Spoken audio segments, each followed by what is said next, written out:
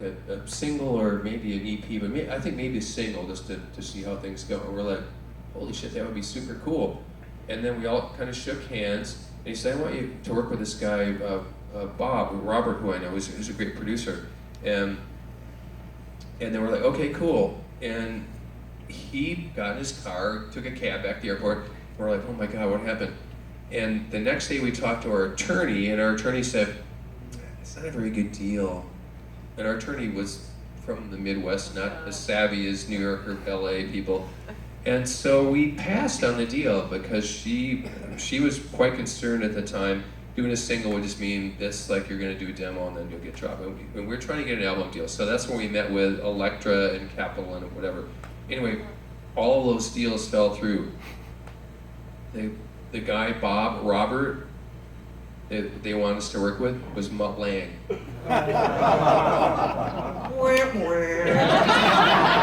Now, and I look at that in two ways. He probably might have destroyed us, or I would have absorbed everything he did in the studio, and I would probably be a better producer than I am now, because I would have absorbed every single thing that he did. Anyway, it never happened. That doesn't really surprise me though, because that looks like Rain. Sounds like it could be REM or the Plimsolls, or that was some catchy shit you guys were playing. That doesn't surprise me. That's Duke Erickson though. That's a Duke song. Looks like Rain. Yeah.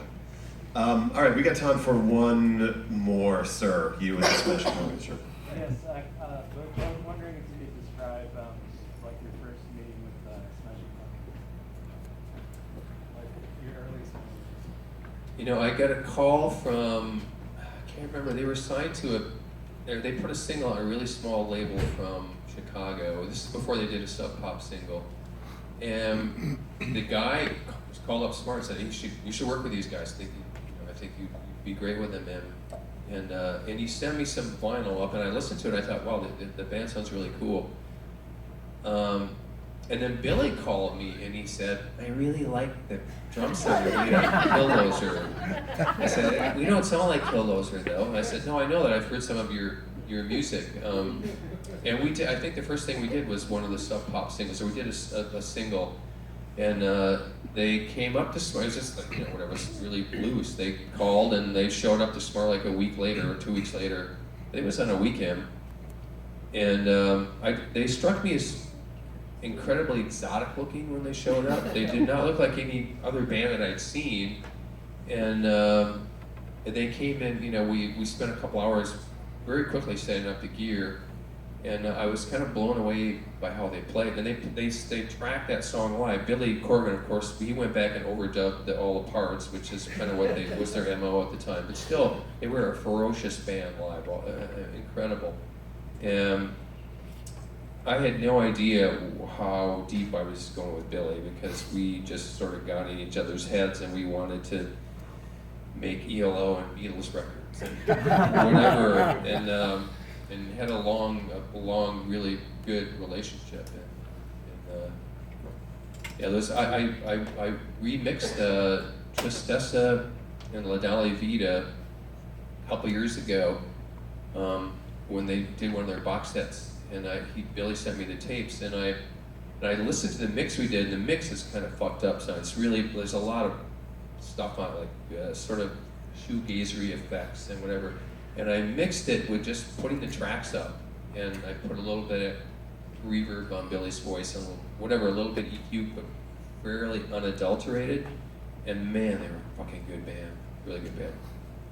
And the track, we should have maybe released it as the way it sounded them, but whatever. You can probably find it if you look for it on YouTube or one of those Spotify type channels. I'm sure it has it.